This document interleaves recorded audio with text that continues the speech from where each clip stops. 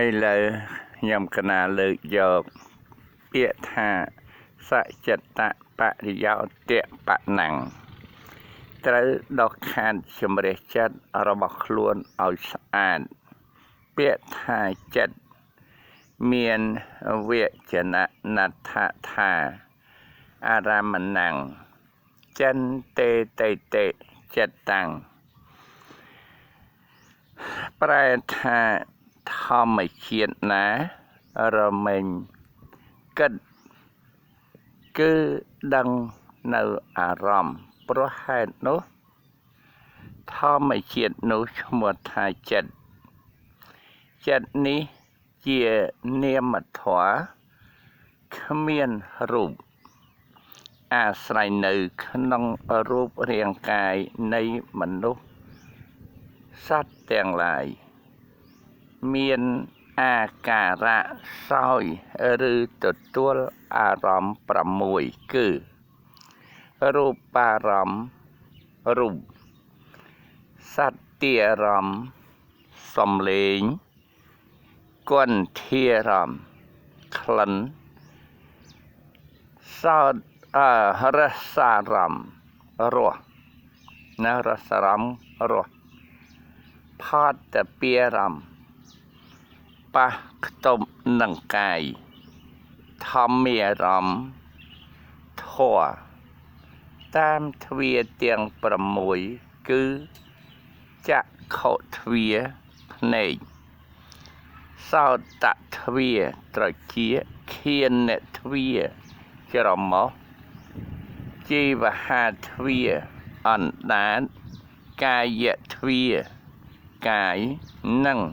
មនោទ្វាមនោបើអារម្មណ៍ទាំងនោះអាក្រក់ក៏នាំបណ្ដាលចិត្តនោះឲ្យអាក្រក់ទៅជាមួយ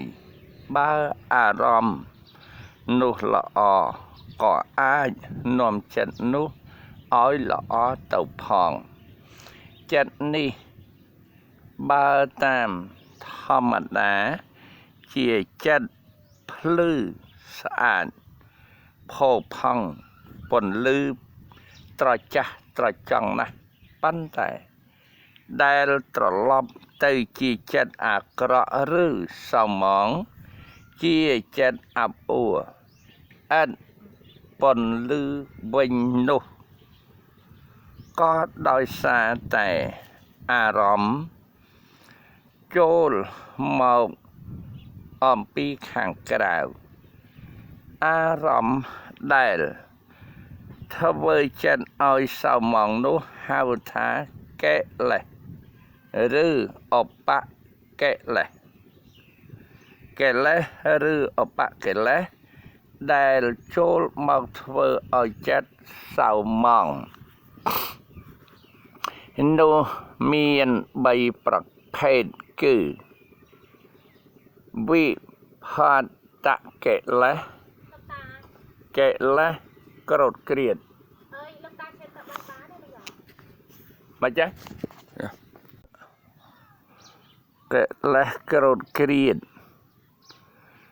បរិយុទ្ធានកិលេសថ្នាក់កណ្ដាលនិងអនុស្សយកិលេសកិលេសល្អិតសុខខំដេកត្រាំក្នុងសន្តានចិត្តសត្វលោកហើយពោលដោយសង្ខេបមានកិលេស3យ៉ាងកិលេស6យ៉ាងកិលេស10យ៉ាងកិលេសធម៌10យ៉ាងឧបកិលេស16យ៉ាងសង្យោជនៈកិលេស10យ៉ាងមន្តល9ប្រការអនុស្សយកិលេស7យ៉ាង